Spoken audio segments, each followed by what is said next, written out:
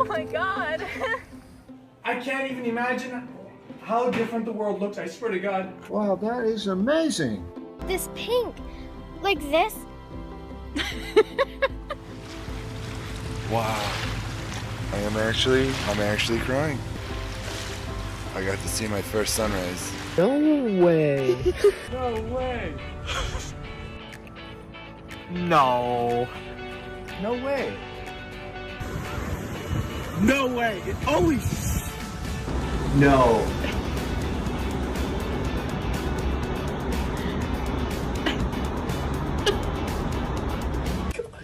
Is this purple? Yes. What the Oh my God! Oh my God! Oh my god, everything looks so different. Morgan, turn around and look at the purple. Oh my god, purple looks so red. Take a look at this. Oh my god, that is not blue anymore. That's a new color. Put the glasses on and then open your eyes and then look at the page maybe.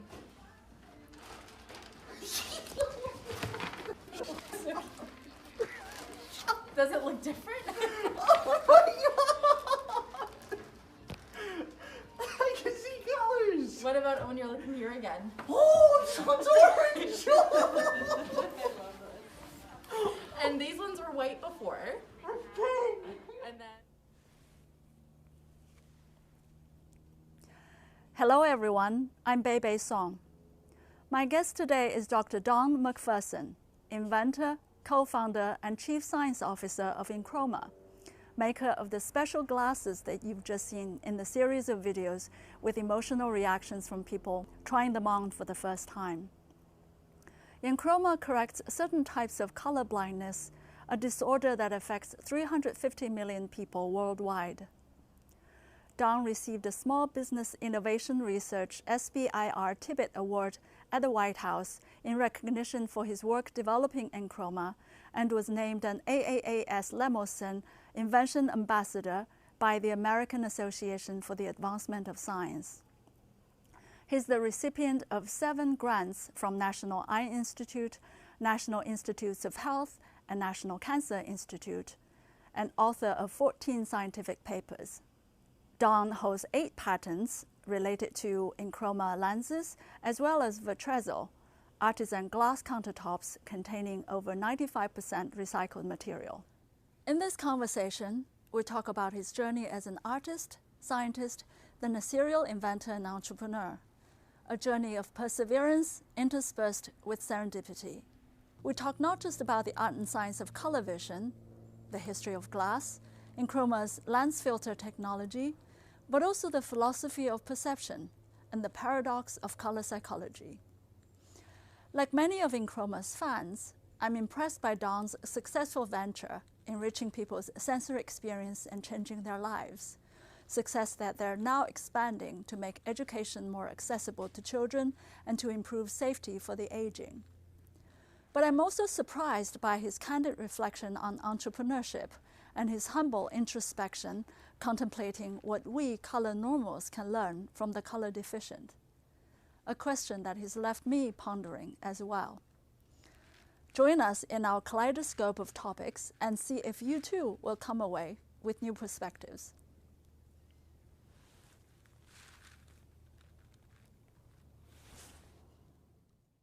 Okay, all right, Dawn.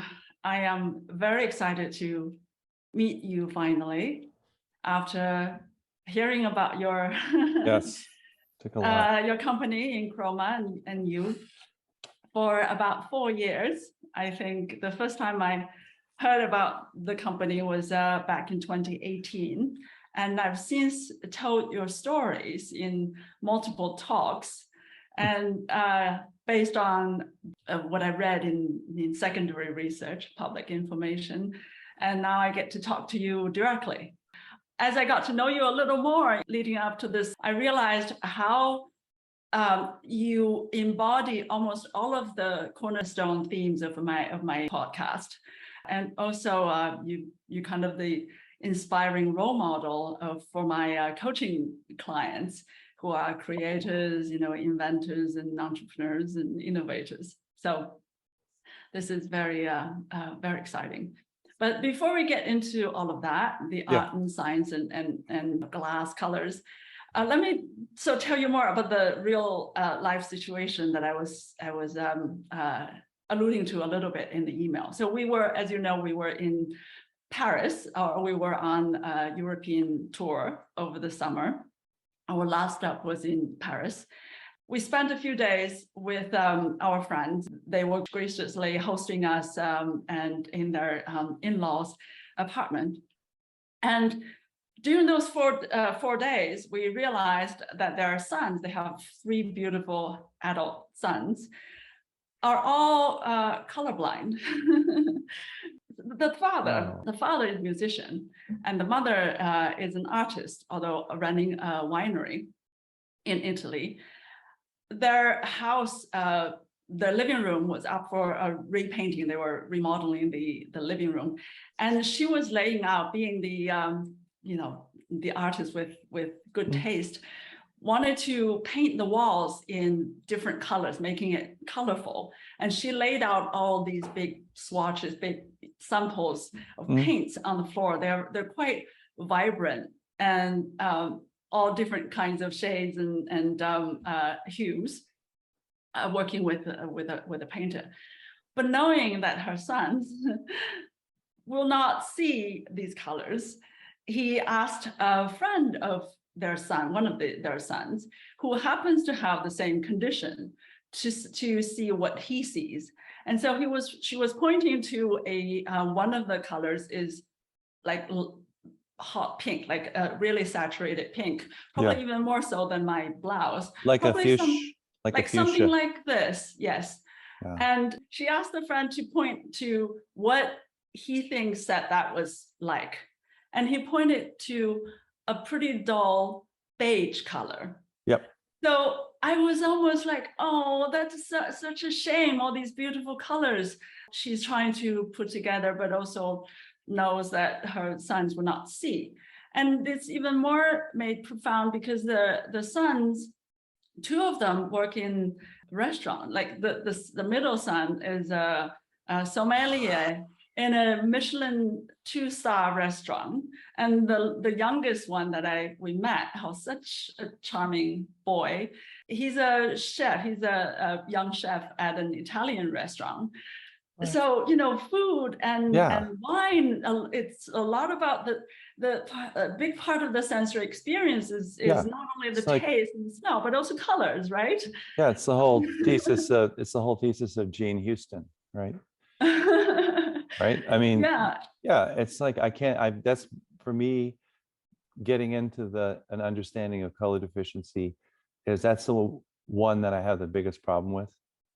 Like, I can't imagine what I would do if I looked at a salad I just made and it looked monotone. I don't know how I'd eat it. I guess you just get past that.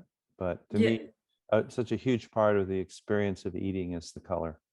Right. If you're looking at the wine, you don't see the actual color, or if you for Italian cuisine, this ripe tomato versus something that is not ripe, or an apple, a Granny Smith versus a Fuji. Basil, fresh basil. It just goes on and on and on and on. Right. And you think about, like, if you've ever gardened, one of the great joys is growing different varieties of tomatoes, because they can run the whole color gamut from green to purple, almost black. Exactly. Right? Yeah, we have some in the garden. And then they have these contrasting interior, like seed and the integuments can be like contrasting colors, and it's just like absolutely some of the most beautiful things you've ever seen. Just this little world in a tomato, right?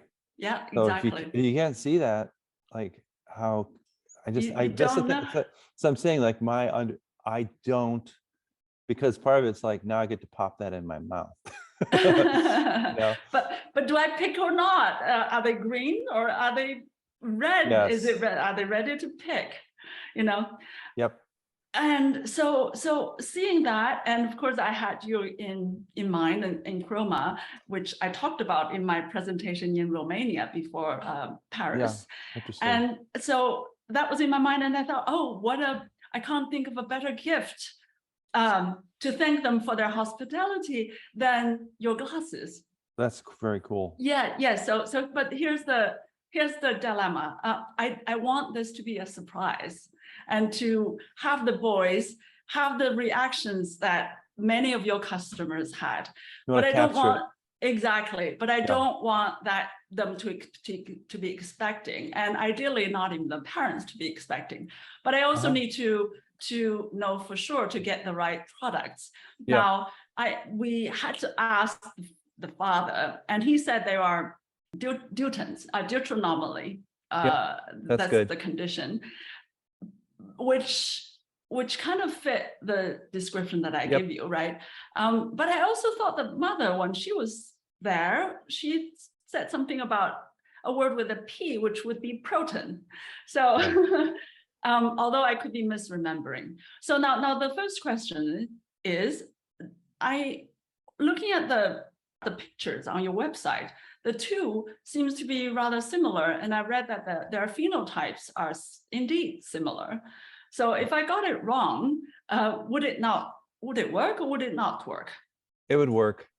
The only real difference is that protonomy leads to a collapsed color space. It's a much harder condition of anomalous trichromacy to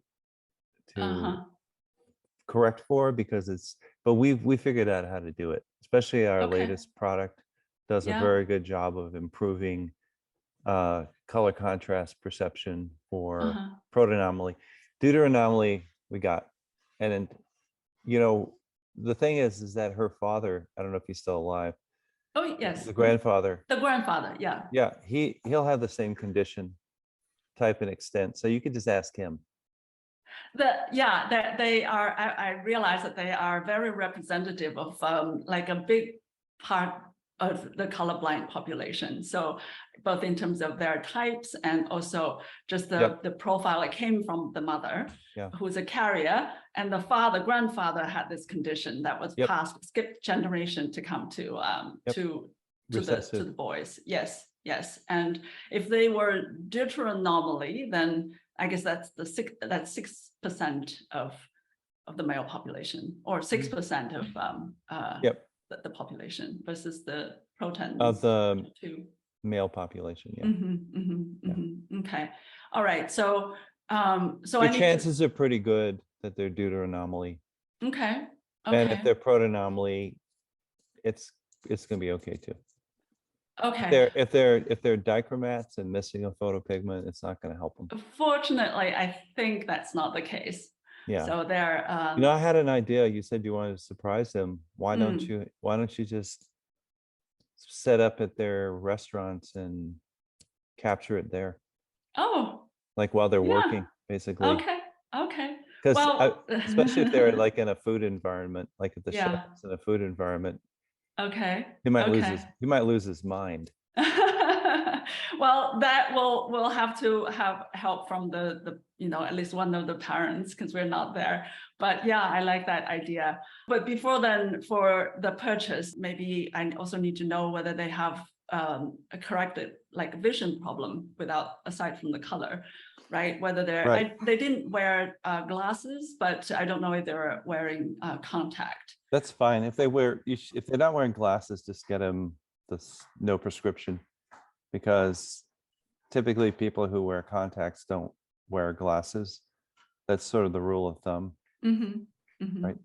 Or they wear them 20% of the time. They might wear them in bed to read, or but if they go outside with contacts on, they don't wear prescription in addition to that.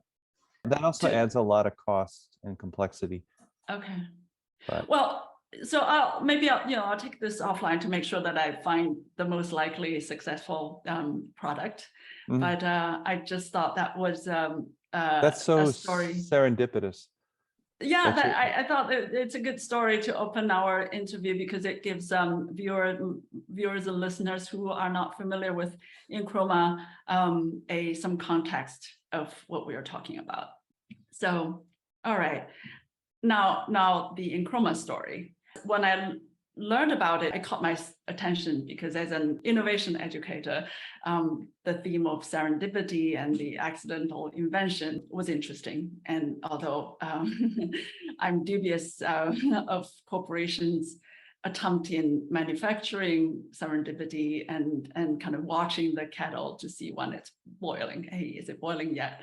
But that aside, that was a great case study. And I'm a firm believer that chance favors the prepared mind.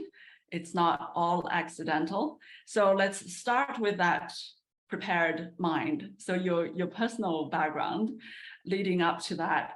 So you are a glass scientist, but you're an artist as well. I didn't realize that your undergrad degree was in art, math, and astronomy. You're such a polymath yourself. Mm. So maybe we'll start with your relationship with glass and colors as an artist and scientist.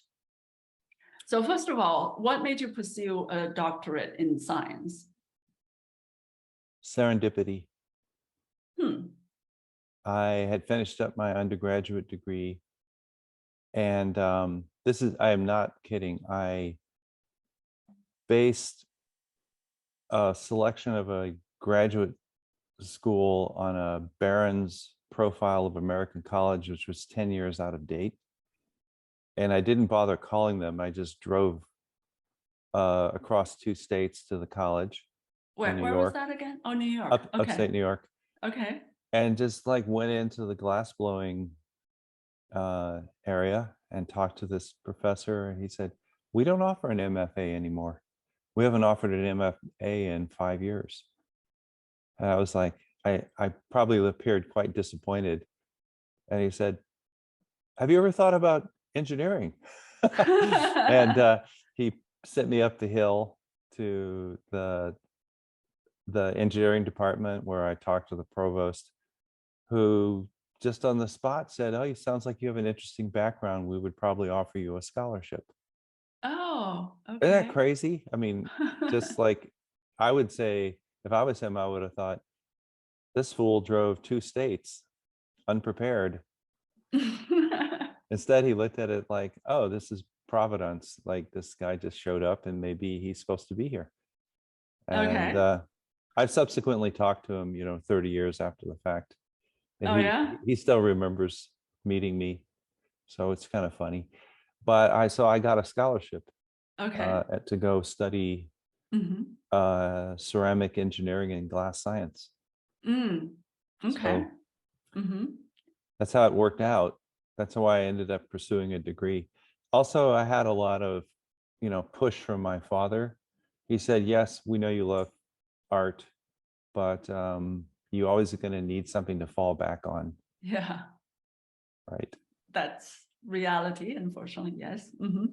Yeah, he kept injecting that into my life. So, I decided to do it just because, but my motivation was not because I was going to become a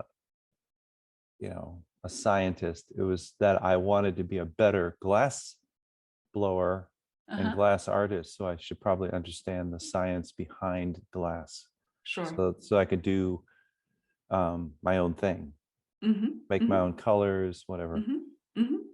Okay. So what did you learn kind of on the highest level? What did you learn about the science of glass, which I guess we've had like a 35 centuries of history in making?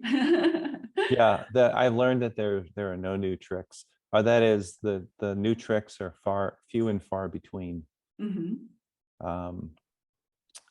Yeah, it's pretty interesting, right? That the Egyptians made such beautiful cast glass pieces, some of the most elegant pieces of art I've ever seen. I've seen in museums that are thousands of years old. Just really understanding the form of the essence of a thing. That to me is like what art really should be. whether it's a quick little doodle by Picasso, or it's something very, very complicated and, you know, carefully constructed. It still has to be representational of an idea or a thing, or else I don't have any interest in it. That's probably my sort of didactic brain, like always forcing myself to make a choice.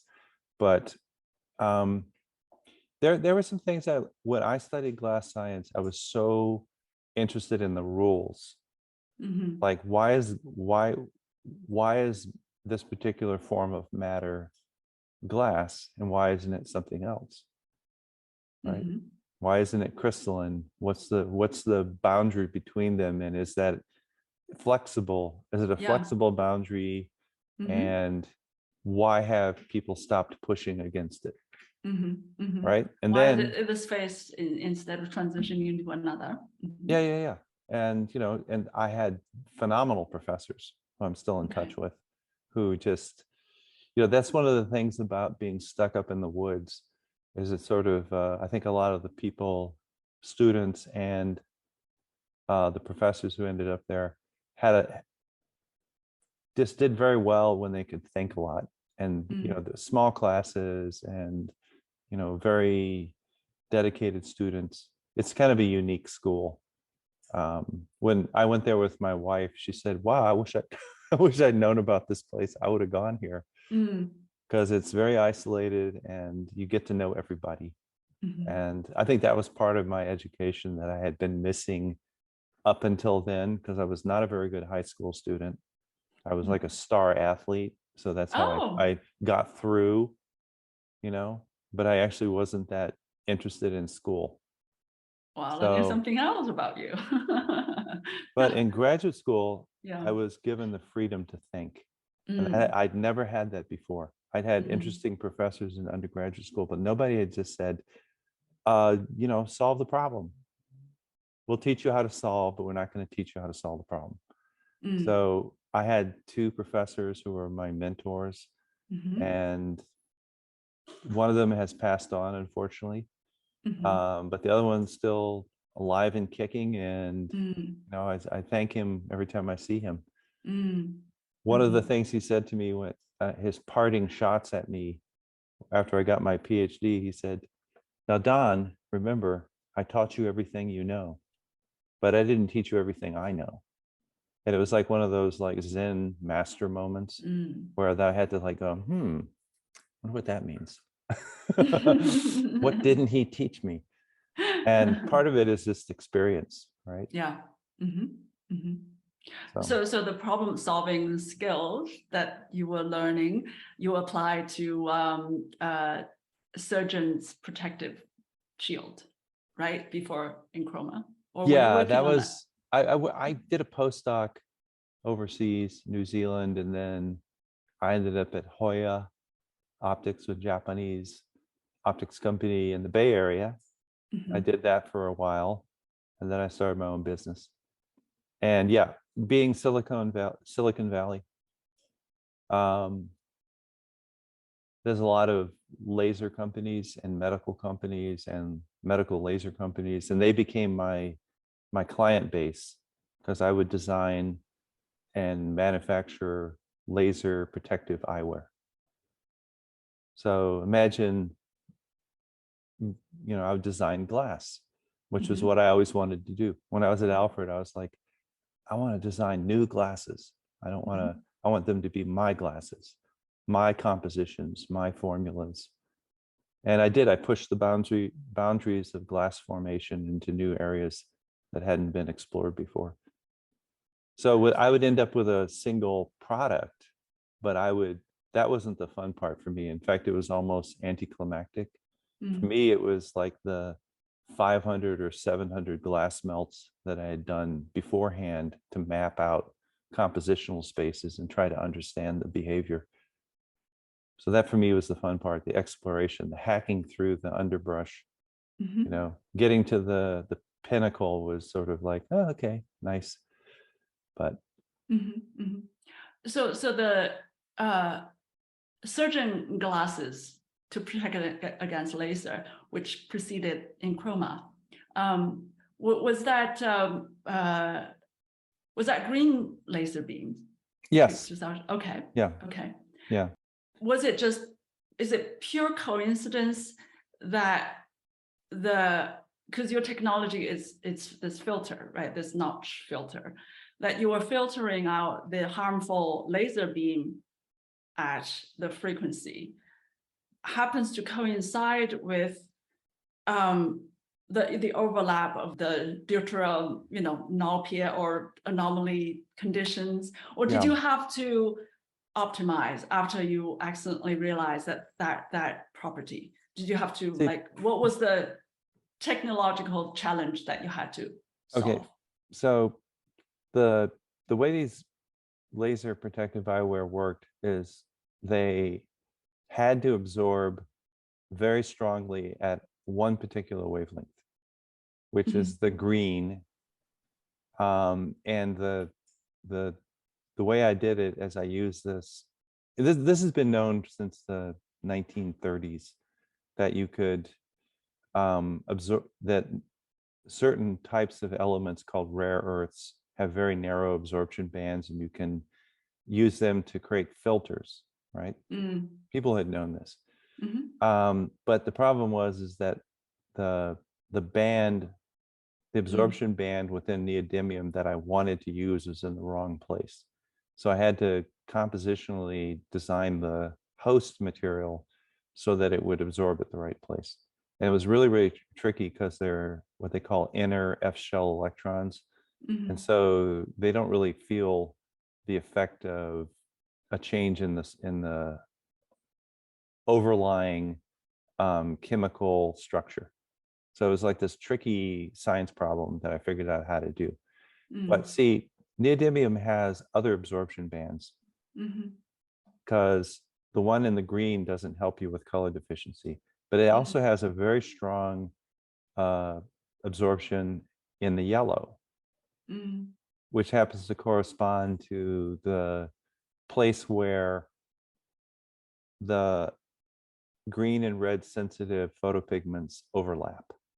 And for somebody who has normal color vision, this overlap occurs and there's no problem. But for somebody who's color deficient, the overlap is too great.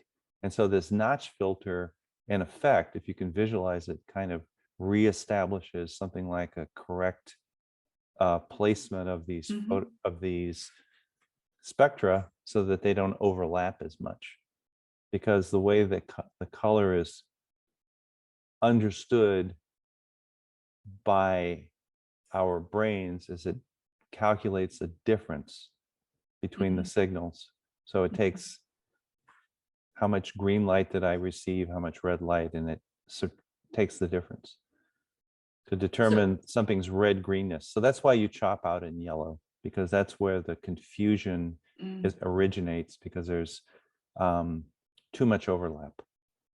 But it just so happened that the neodymium happened to absorb there, because at that moment in time, I knew nothing about color blindness, nor even considered, I didn't care about, I was so focused on this green laser and blocking it. And the fact that it had these other bands were of no interest to me. Is it correct to kind of interpret as like it's kind of pulling apart or separating that overlap? That's what the filter does. And you could say it's like reestablishing like something more like a normal separation.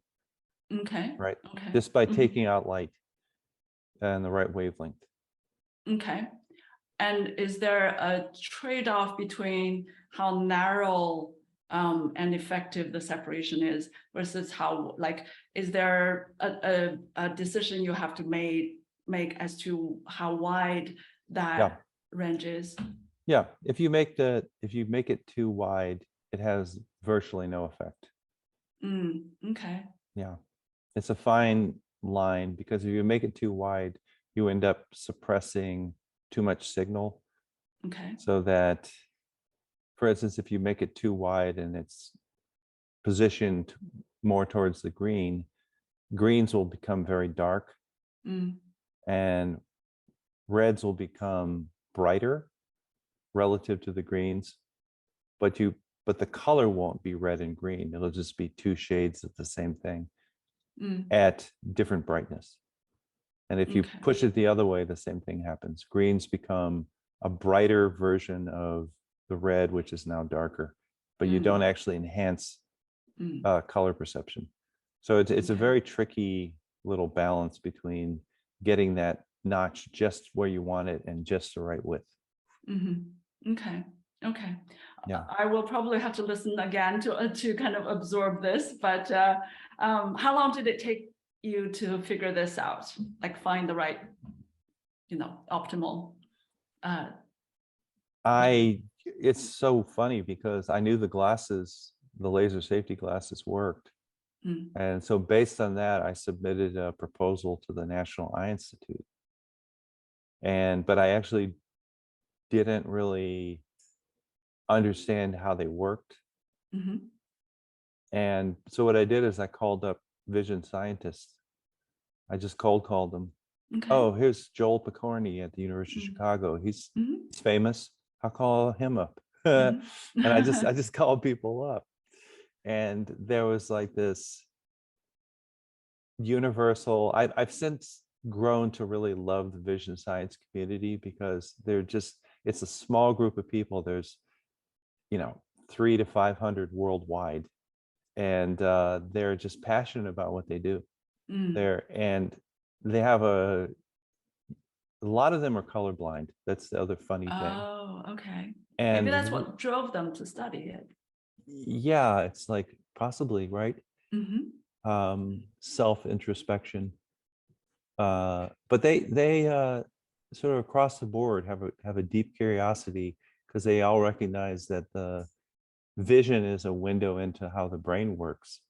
Because if you can understand the architecture of something like the visual system, you can probably understand the architecture of all living things, like the cortical architecture, plus some really deep philosophical questions can be answered about perception, right? Yes. Because it's a feedback loop. And so color deficiency offers you this additional window because in normal progression of color perception, it starts at an age when you're nonverbal.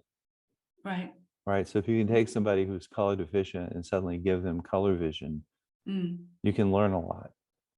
And I think that some of the vision scientists I talked to right from the go said, yeah, you could do that. That's feasible. That makes sense. Okay. That's an interesting idea. So I wasn't discouraged. Good. And so I submitted and I started working with two universities, UC Davis and UC Berkeley.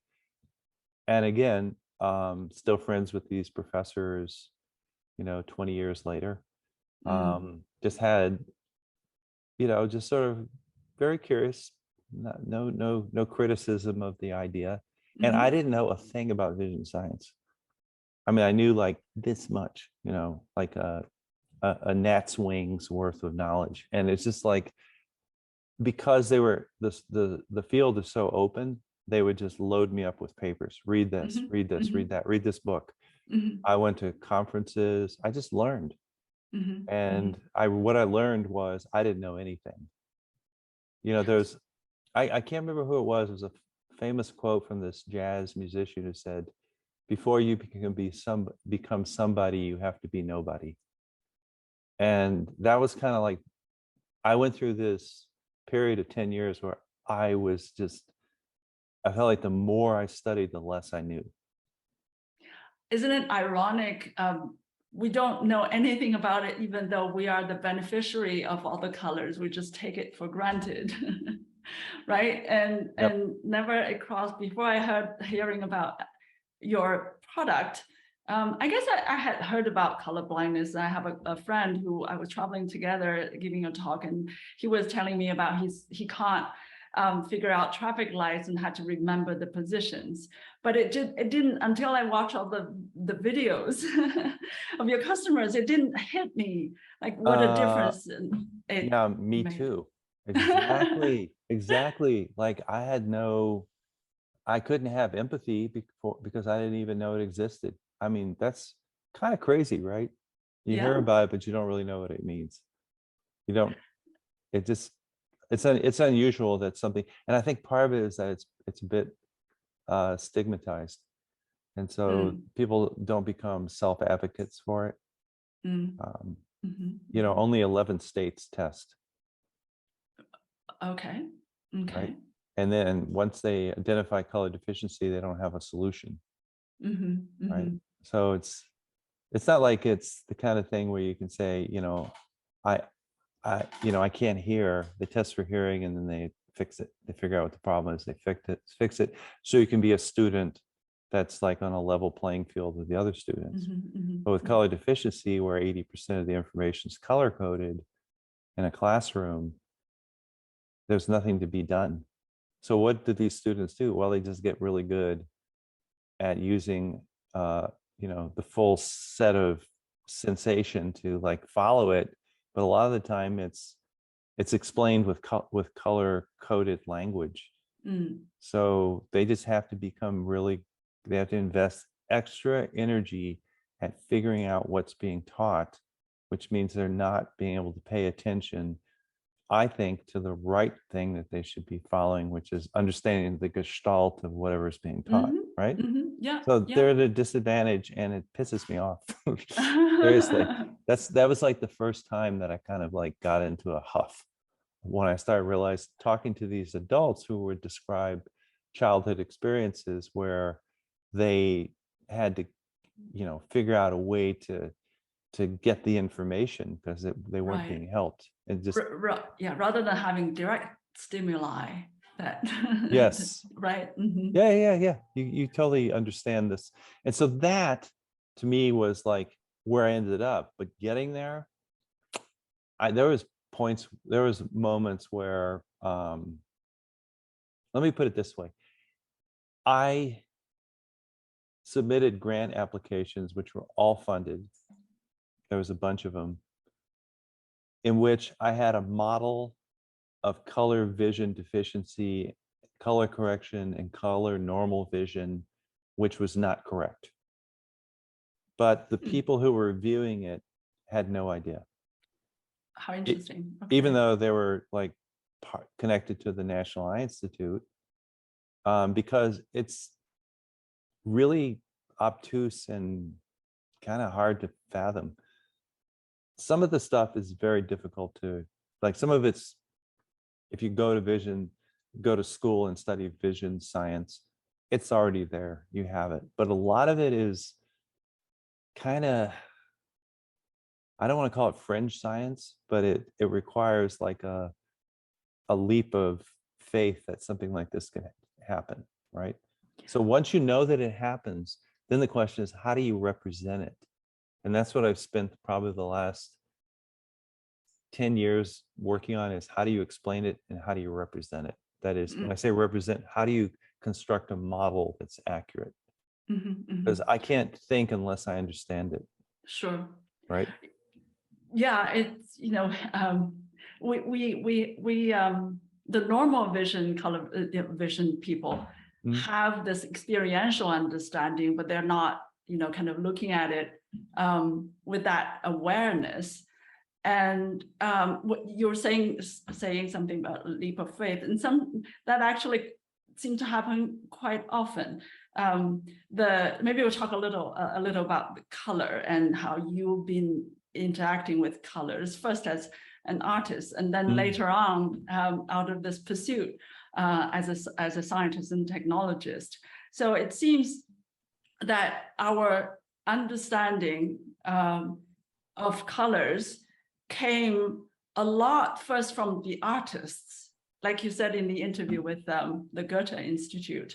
A poet, Goethe as a poet wrote about color, and that color wheels that he came up with may or may not be scientifically precise, but it seems so impressive to me. And it has basis, scientific okay, basis. Yeah. okay. Because the whole notion And of color opponency is still well relied upon, to explain vision. So yeah, no, he was right. And another artist was Wasily Kandinsky, whose work was a lot about color, and he was also an educator about colors. And in a lot of scientific discoveries, especially related to neuroscience, artists have this intuition first and experientially, empirically, before science comes to validate. And right, that's a very good point. Yeah, so how will you must have, as an artist previously, or someone who wanted to be an artist, you must be working with colors in some ways, especially related to glass. So what were you how were you interacting with colors then? Intuitively, ignorantly. I loved watercolor. In fact, it's kind of hard to imagine when I think back how much free time I had when I was in undergraduate school, because I took so many classes that I would somehow manage almost daily to jump in my car and drive out into the countryside and do watercolors, just set up an easel someplace and paint. That was how I processed all of my schooling, was in those moments. A lot of people, I guess, process it in a sleep state, like Ramanujan, right? Apparently he relied on the dream state to propel his inventions. But for me it was entirely having those moments where I've always fallen into art, used it as a way to process information. So I probably never would have been a very good artist, even though, all through my art career, there was, praise from teachers, but I don't think I would have been very good at it, because I think it needs like a conflict to exist. And I've always had like a goal of like, at some point, eventually being conflict free in my head. And so I've now learned that the science part sort of replaced that. Like, I have so much joy doing science. And I'm not just working in vision science. I have projects that are just still on paper, but across the field, food science, energy science, lots of different things. I'm still playing around. That's why I love to cook. It's just, so when you say art and color, it's the same reason I love to cook.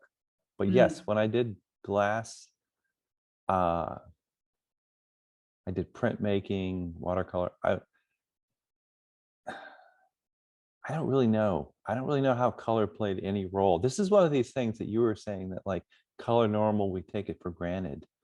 And it's not until you start thinking through the eyes of someone who's color blind or color deficient, you start thinking, wow, I'm so grateful to have color perception, right? Because you realize how it just really is everything. You know who Edwin Land was, of course, right? He had this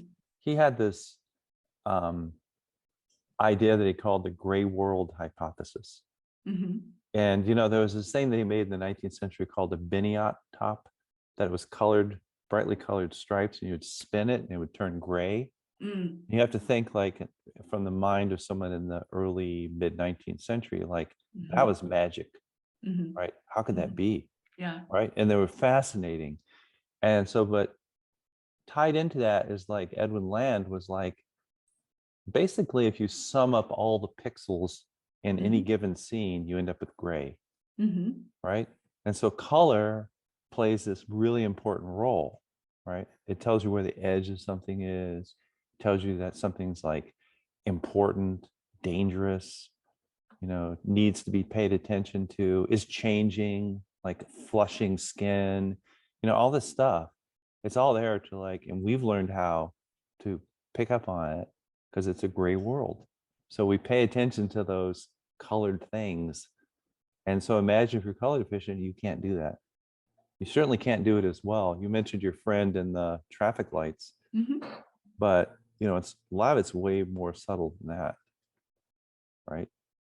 Yeah, the colors, I forgot who kind of give this framework, had at least 4 properties. They're comparative, connotative, denotative, and the aesthetic as well. So the middle 2, the connotative, what colors implied meanings in terms of the traffic, stop, red meaning stop, or denotative, comparative, so that you can communicate with others in the world. And of course, all of the aesthetic values that artists rely on. We didn't know and just lived in that world. And now, as both artists and then scientists, that you can look at this more intellectually and with more consciousness.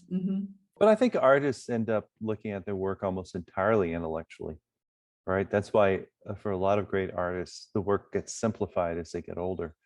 Although in the case of some artists, it's because they're losing their vision, but that's another story. Right. But I think that that's part of the what they call, like in the I Ching, like the refinement of the essence, right? Where you're constantly striving to just end up with a less complicated view of existence, right? And I think that you have to kind of go deep into something to get there.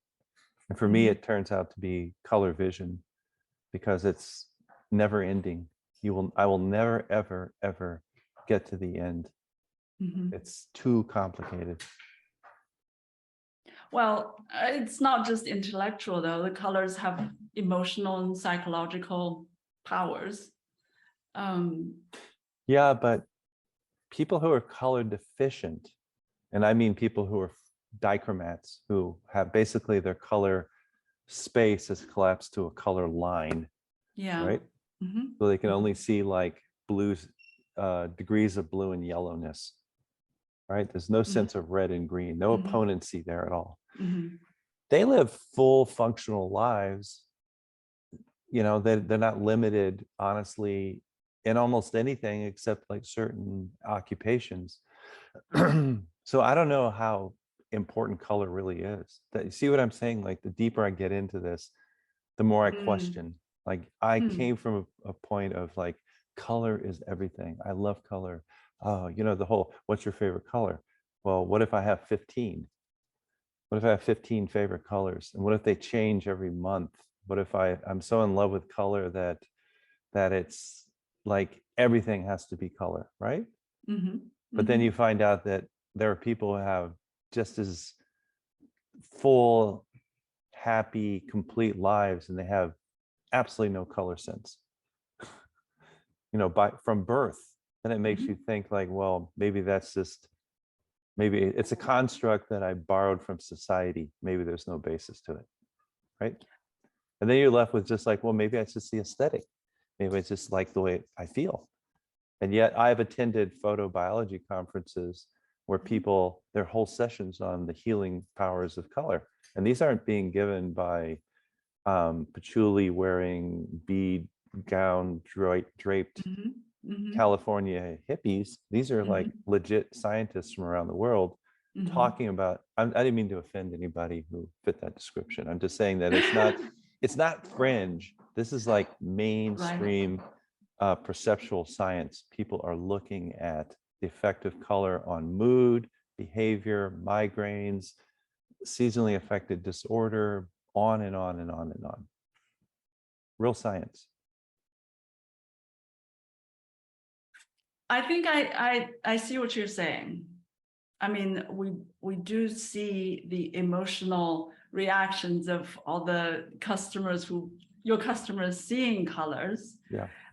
But I think you're also saying there's something like beyond that that goes the other direction, that there's something very Zen about, that other comment that that you made.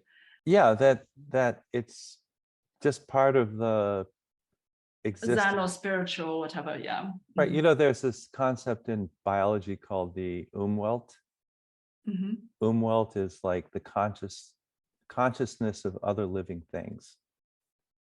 right? So if you're studying like a raven, you have to understand what its umwelt is to understand its behavior, right? And so we have, as humans, a collective umwelt that we all sort of fall into. And I always thought that people who are color deficient are just, they have their own separate umwelt, because there's a whole part of the picture that is not the same, right? So, and it affects how they behave. Getting back to your point about how important color is, right? So it has to be different. And so when you start to realize that, you start to think like, well, I want to understand what that umwelt is, just like I love birds and I'm always curious about why they're doing things. So I read books about them, right? So I just think it's kind of a shame that it's treated, color deficiency is treated as something that's like so alien, that really children should be taught about it. And everybody in the classroom who's color deficient should be identified, and they should talk about their experiences, and there should be a way to simulate that so that everybody in the classroom can experience it. I think that we would be better humans. I'm pretty sure of it. And so you're working on that, and you're quite proud of that development, the accessibility program that you're working on. Yeah, and we have simulators that can show color normals, how color deficiency appears, and then you can put our glasses on and the world looks normal again, even with the simulator on. So you can have the full experience, understand that the color part of the umwelt of the color deficient. And we're going to be getting these into some facilities, but I can't talk about that. But it's coming. But is that also through eyewear, or is it through kind of a lighting, like a bulb, that's in the lighting centralized through another type of glass, I guess, bulbs or whatever? Yeah, I mean, you could put the filter wherever you feel like. Literally, you can put the filter as a lens worn in front of the eyes. You can put it as a contact lens. I mean, you can put it as lighting in a room. You can blend it in with the paints on the surfaces. There's 100 ways to, well, not 100, but there's many ways to change color perception, right? I mean, you've been in a tunnel where they have low pressure sodium vapor lamps that put out basically a single wavelength of yellow. And it more or less simulates color deficiency. And they use them in parking lots, because they don't want to interfere with astronomy. So there's a lot of outdoor applications for this. But if you've ever been in those environments, there's no color. Like I've heard people say, oh, color. The first time someone said this to me, I was like, dang, that's spot on. I wish I'd thought of that. They said, oh, color blindness is like when you're in a shopping mall at night and you can't find your car because they're all the same color. And I was like, snap, that's exactly it. Right? Because it's like that understanding somebody else's perception through your own experience. Otherwise, like you and I were saying, you don't know who's colorblind and you don't really understand it. And then suddenly you meet somebody who is, and then your consciousness shifts. But if you could experience that, and then come back to your perception, that's very healthy. It's healthy for everybody. Yeah. So and we're doing that. We're going to be doing it in some environments where literally millions of children will experience it. Coming soon.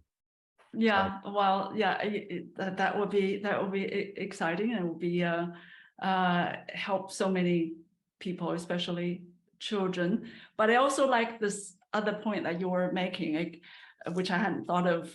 It goes both ways. It's not like just these people are deficient or even handicapped, and we're helping them. But this concept of umwelt, and that maybe they have something that we do not have, And maybe there's a reason evolutionarily that there are a certain percent of the male population that has, that have this deficiency. I understand they actually are better at distinguishing camouflage. So they have something, just like animals. Some animals have superior vision, and some may have poorer vision, but they have other faculty senses. Oh, God, you nailed it. See, in the primate world, there's a textbook case of this. New World monkeys. Okay. Old World monkeys are trichromatic color vision like we are. Oh yeah. New World monkeys, almost without exception, are dichromats, except for the females. The females are still trichromats. Okay. So these are matriarchal troops. So the females, imagine these monkeys, low branches, or on the forest floor. She looks up, she looks at some fruit. It's yellow. It hasn't crossed the color boundary in this, single-mindedness forest where everything's connected. It hasn't told the monkey, come pick me and disperse my fruit. It's saving a lot of energy by telling the monkey, don't come up here. Also, don't pick me, I'm not ripe. That would just waste my seed. So when it crosses the boundary, the monkey knows, and she takes the troop up into the trees and they feast. So what advantages is it? Why are the males dichromats? Because they hunt insects. And the insects are disguised against birds who are trichromats or are tetrachromats.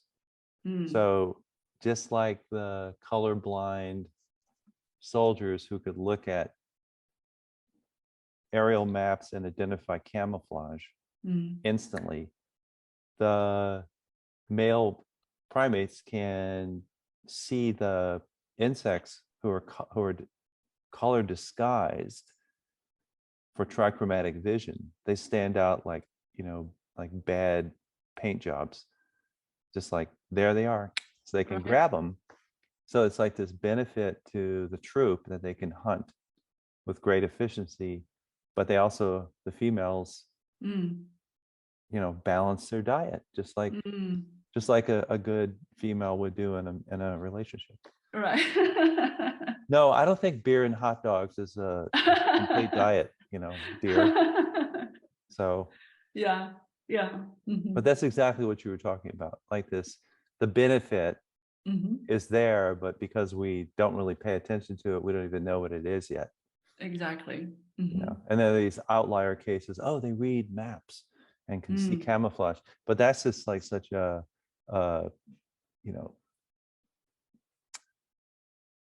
it's an inadequate example. I think it's cool, but there's a lot more to it. So part of that is to educate color normal vision people how to perceive it, how to understand it. And the best time to do that is at a young age, because then there'll be this natural empathy that will develop, curiosity and respect, awe. I mean, we don't know. It'll be interesting to see what happens. So for the young age, I understand their brains are more plastic, and so if you do it then, would it have bigger impact? Would it have more permanent, or in terms of training the brain to? Yeah, there's a whole controversy whether neuroplasticity is even higher in the young brain. There's some evidence that it doesn't matter. Okay. But it's probably more like attentiveness or something, or mindfulness that affects learning as you get older. I don't know. That's probably what they call junk science, what I just said. So probably want to take that with a grain of salt. But we have evidence that's come out in the last year and a half, but especially this year, that there's perceptual learning of color for the people who are colorblind when they put our glasses on. And that this is happening in adults. So, there's the plasticity issue, the young mind. I think they might be decoupled ideas in this case, because Okay. the evidence shows that you can record signals at the cortical level using EEG. You can measure these, what they call visually evoked potentials in the primary visual cortex. For somebody who's color deficient, you can show them colored fields, right? Say one has blue in it, and you can see whether their blue sensitive photopigment fires. And you can show them something that has green in it, see if they're, et cetera, et cetera. And they'll find if somebody who has like deuteranomaly, they don't get a firing for a green stimuli. It doesn't invoke a potential, electrical potential. They can put our glasses on and they can take the test again and there's a signal. And then if they wear the glasses for some length of time, like a week or two, and they test them again without the glasses, the signal's there when they're shown the stimuli. So what's that all about? How can that even be? How can they have learned in such a short period of time what this stimulus is? And it's not just that they've learned it. I mean, it's at the level of conscious perception. That when that first data came out in January of this year, I'm surprised I didn't get run over by a bus like Antonio Gaudí did, walking around imagining something, right? Because I was just like in a day, like, oh my God. But it's like, it's real. Yeah. We're still trying to interpret what it means. And there's follow-on studies that are being done. And clinical studies. So. Well, I mean, I'm asked about children because I also wanted to ask about the other end of the spectrum, the aging related. Well, I used to have perfect vision. I was very proud of it until a couple of years ago during the pandemic. I had to renew my license, and I couldn't pass the eye exam. It was so traumatic. Then I realized, oh, no wonder I had been having some trouble looking at, in the shopping aisles when in the supermarket. So, obviously I've got, I guess it's called presbyopia.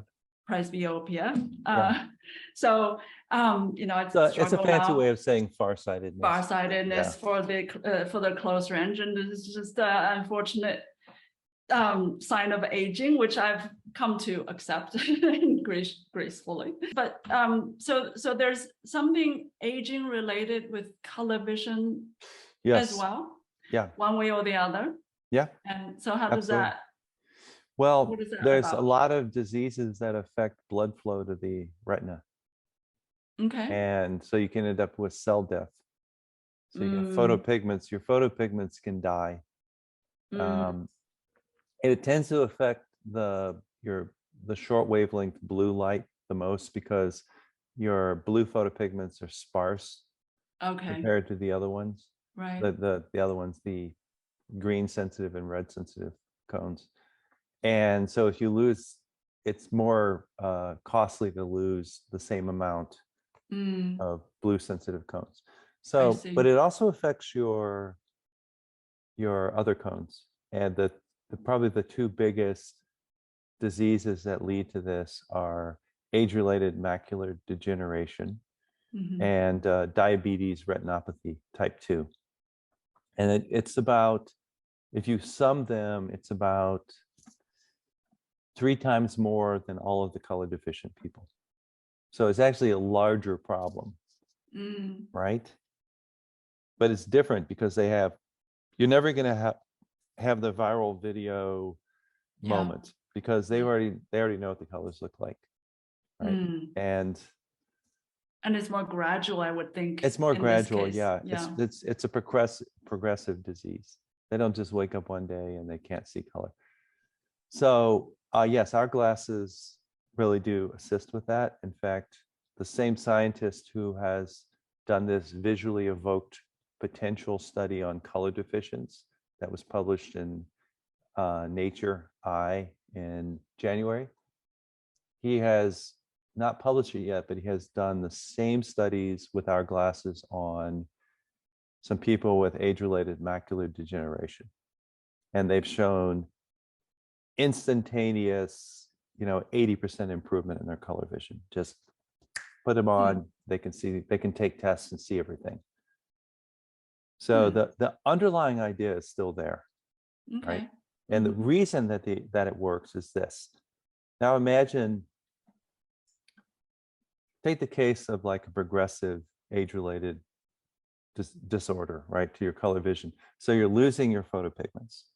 So what does your brain do in response to that? It has all these mechanisms that are tied into perception, like, oh, here's the signal coming from the eyeball, gets processed, goes through the visual centers, and it's like, here's a mechanism that's tuned to redness, because that's how it organizes, right? Here's one to greenness, whatever. Has maybe 100 different mechanisms, like little groupings of cells that take in that input information and determine based on the signal ratios, what color is it. So cool, right? So these mechanisms say they go from 0 to 100. And so the reddest red thing you've ever seen represents kind of like 100, right? And down at the bottom, there's very dull color, but there's a lot of noise, right? Because there's always noise in all these mechanisms, right? So there's down here is noisy, and up here is, the brightest thing you've ever seen that's red. So now you're color deficient, or you're losing your color vision sight. So now you start to see less and less intense reds, but you still want to use your full mechanism. So there's little knobs, chemical knobs that basically turn up the gain so that you can now use your full mechanism again, even though your perception maybe has dropped 50%. So the problem with that is that the noise also comes up. So now you have a problem because you have a very noisy system, right? So your signal has been boosted, but so has the noise. And the thinking is that what our eyewear does is it reestablishes something like a higher color contrast or higher saturation, apparent saturation for those colors that used to be super saturated now look saturated. So your gain now can go back down. Your gain no longer has to be boosted. And it maybe goes back down to normal. If you wear the glasses enough, your noise drops. You take your glasses off, and you can still see the signal. It's the strangest thing. So it's like a training or a perceptual learning process. And it's vague because a lot of the words in the sentence are missing. It's kind of like but it's like it's not there yet.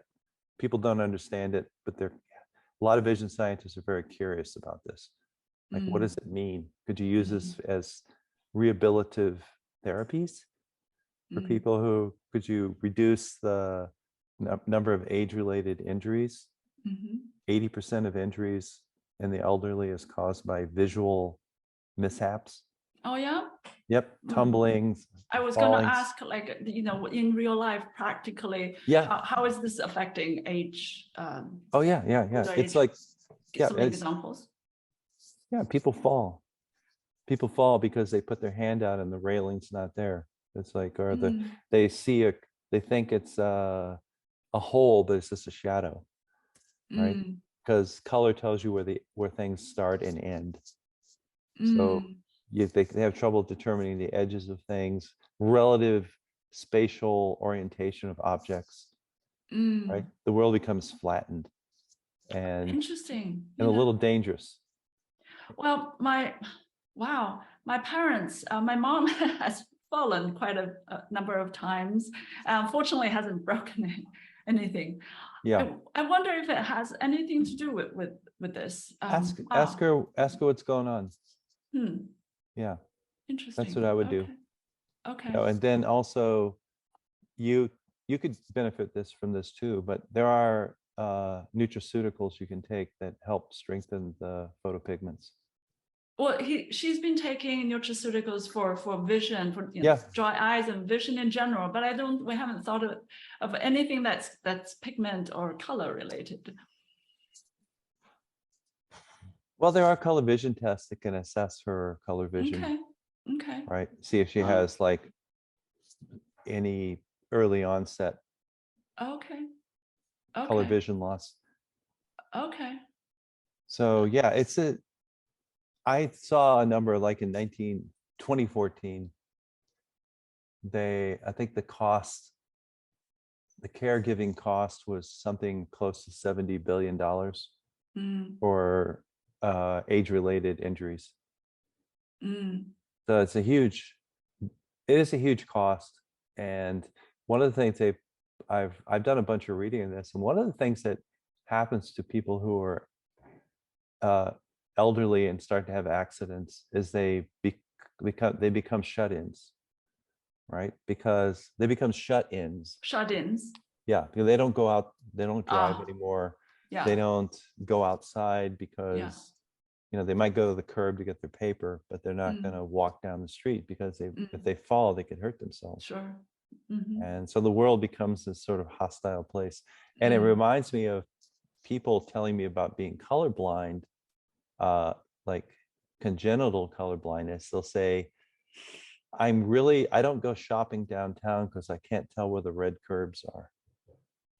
Right. Or at twilight, I never drive past 5 o'clock because at twilight, I can't tell the street lights from the green traffic lights. They're the same color. Right. And so it's like risk management. So it's like a less full life. Like we were talking about food to begin with, but there are serious safety issues. And we've talked about the educational barriers, right? And then there's of course employment. But for people who start to lose their color vision, acquired color deficiency, I think that's something that should be addressed because they already know what they want to get back. Right. It's not controversial. Yes. It's not like they don't know what they've been missing. Well, there's some pretty reactionary responses to us even talking about correcting color deficiency, because there are people who are saying, well, there's nothing wrong with their vision, so you're treating them like they have a deficiency. They don't like the word deficient. They don't like the word blind. I don't either, but I've never been able to figure out an alternative. And when I go to vision science conferences, the vision scientists say colorblind and color vision deficient. So it's like this, I went through this like tussle, like, well, how to color weak, because that's also been called that, you know, in the 19th century. Okay. But I don't know. So there's a lot of advocacy, like it's not needed. I don't know if that's the right place to place emphasis, but but my point is, I agree with you, baby. But the point is that for acquired color deficiency, you're just restoring something that they are now missing. And I think anytime you can do something like that, that's a benefit. Like it's like, okay, we're going to slow your progression, right? Or restore it. Like who doesn't want that? Right. And preventing falls. Wow, this is very personal to me. For both my parents, I know. Yep. Yeah. Wow. Okay. All right. Well, I want to talk to you some about business as well, because some of my audience is my Achilles heel. Okay, go ahead. No, you're an entrepreneur and you personally experienced this, so and many can relate to that. So what's kind of the strategic or commercial and business challenges that you had to deal with, or decisions that you had to make? For example, I know that we talked about how difficult to convince people when they didn't know what they were missing, and of course you would not find it easy to sell to them. And I know that you had the color balloons as a marketing tactic or strategy that was effective. But in terms of as a inventor and co-founder of a company, did you also have to decide whether to raise money and be independent and growing this? Or did you think about other route, for example, pitching to a bigger company and some like Bosch Long or whatever? Not that I would have done it because I'm kind of an irreverent entrepreneur myself, but I'm just curious, especially after you involved investors and other, executives. What were some of the business decisions, tough ones that you had to make? Well, we raised money through friends and family. That's how we got started, right? And we never really had to raise again after that. We took in some investment. See, that was 2010. We took in some investment around 2015 or so. And we were courted by a company that wanted to put a lot of money into the business. And for various reasons, there was never consensus about whether we should do that. And we didn't do it. But in hindsight, I kind of wish we had done it because I think my personal life would have been a lot easier. I love to travel. I love to travel. Okay. And I don't necessarily want to live the rest of my life in the Bay Area. And so it would have possibly given me an opportunity to move someplace else. Okay. I can relate to that as well. The company has weathered some tough times lately because of COVID and this weird inflation recession cycle has a lot of people really skittish. And we rely on internet sales and traffic to sustain us, and that's suffered like a lot of people. So probably that's the biggest financial hurdles we faced were not in the past, they're in the present. Okay. So that's why it's hard for me to say like, well, no, in the past, I see the problem is that being a serial entrepreneur, I've had businesses. Yeah. And it's that maybe correctly attributed Churchillian success is going from disaster to disaster with enthusiasm. I don't know. There's some controversy whether he said that, but it's a great quote and it's a good credo to operate with if you're a entrepreneur, right? Because there's no guarantees. People are like, oh yeah, but you'll never get fired. Well, sometimes the world fires you. Yeah. Right. It depends. It's just a matter of who fires you. Is it your boss or your customers, right? Exactly. So in 2008, I had a business that I had taken on investors, and my ownership was in the tens of millions. And the company went under when the economy collapsed because it was a recycled glass building product company. Whole nother life I lived. And those things happen. And I found out on my birthday. I remember I got a call and I was just like, let's see, that could be thought of as a really bad omen. Or I could just be like, okay, well, thank God I have other things I can do. That's like, so that's what I did. I pushed, I persevered. I had 2 business proposals I'd written and I had to choose one. I almost did a coin toss to do the color blindness I wear. Because the other one had bigger societal impacts. But here I am. And the good thing is that I would say I have climbed the mountain and I understand color vision deficiency.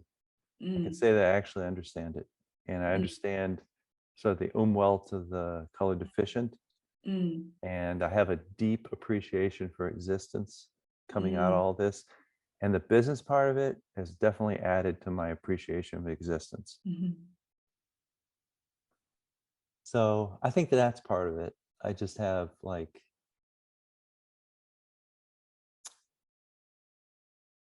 I don't know, I would say that probably these are the biggest business lessons, is that if somebody offers you a sack of money and you were expecting 2 sacks of money, you should probably take the sack of money.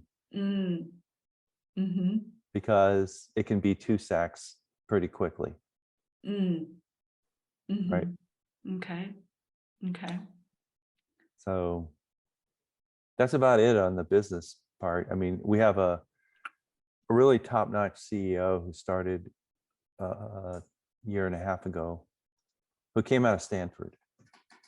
And it's just really brilliant, really just understands psychology, business, and is like a very good soul. So it's like that combination. And you know, we had to downsize a bit this year because of COVID, the weird economy cycles, but we're actually very strong. And our research department is just, you know, it's like the Manhattan Project. Like literally, we're coming up with new ideas daily to like solve very complicated projects. We have some, you know, have an NSF grant that we're ready to submit. A lot of interest from industry. So it's a good time. And because I feel like I've reached the point of like a sensei, my knowledge is so deep about this that I feel like there's almost no project I can't take on. So it's a great feeling. Right? And so the money part, it's going to fix itself. And I can't focus on that. And thank God there are people in the company who do this and probably enjoy it as much as I enjoy science. So, like, what are it's you? like it's like my kidney doesn't tell my heart how to function, and vice versa. It's like, that doesn't make any sense. I know, but no, they're connected. It is for me. Okay. All right. Well, what are you? Just closing up. What are you next aspirations? Oh, well, we have a grant that, you know, the National Science Foundation, you do something called a pitch. You tell it, like, I have an idea. And then if they like it, they tell you to pursue it. And then they typically fund it if it's, you know, well written and coherent. And so we're doing that right now. You mean the company? Yeah, the company has like a grant we're submitting for very, very clever chemistry around contact lenses. That would allow a contact lens version for the aged, for the acquired color deficiency and for hereditary. Because you know, there's a lot of situations where people don't want to wear glasses. Like there's a stigma attached to it, and aesthetics, blah, blah, blah, blah, blah. Although, I mean, glasses can also be a fashion item themselves. Yeah. But I hear you. Yeah. But they're also not as universal. Like if you go outside to put on a different pair of glasses, or. True. And we're also working with some very, very cool big projects that are just gonna, if we're successful and developing them, will seriously change architecture. Oh yeah. Here we're working on some really out there stuff. Houses, you mean? Like literal architecture? Yeah. The built environment is something I've always been passionate about. And me personally, I have got a lot of, but we're also working on a bunch of other projects because we're expanding our line of products in the eyewear. We've redesigned them so that they're even more effective. Because now we understand the science at a very deep level. Got a lot of patents we're shoving out the door. Like I said, I also have like this interest in a lot of other things, and I've been thinking about and working on a water harvesting idea for about 5-7 years, working through all the nuances to make a water from air collector that uses no energy, because otherwise they're not very, it's not very practical. So I've been thinking about that and working on that for a number of years, and I have some food projects that are pretty cool. I'm really interested in growing food that's healthy. Yeah. That's like this whole notion that like, I don't know if you remember this, but people poo-pooed organic gardening for years. And then they were like, okay, it's healthier for you, but there's no way you can grow organic food for everybody, right? And it's all those messaging was coming from the pesticide and fertilizer companies and the seed companies, which are like, there's only 4 of them now or something. And so I've just been pushing back against that silently in my mind, and biding my time when I have the time and the focus that I can work on something like that. Because I really am passionate about water sustainability and food sustainability. I just don't see how you can have a society without those 2 things. Well, 2 things that are dearly needed at the moment for humanity. Yeah, so the color vision thing, it's great. I feel like I've really contributed something to make a better world, but there's, it's 24 hours in a day. Well, always the inventor, Don. A pleasure to talk to you. Thank you Likewise. so much. I will keep in touch, hopefully. Yes, please do. And I look forward to hearing more about your new surprises, serendipity or not. So, okay. All right. Well, stay in touch. It was very nice to talk to you. I kept forgetting that we were just not just having a conversation. It's quite a skill. Oh, that is so nice to hear.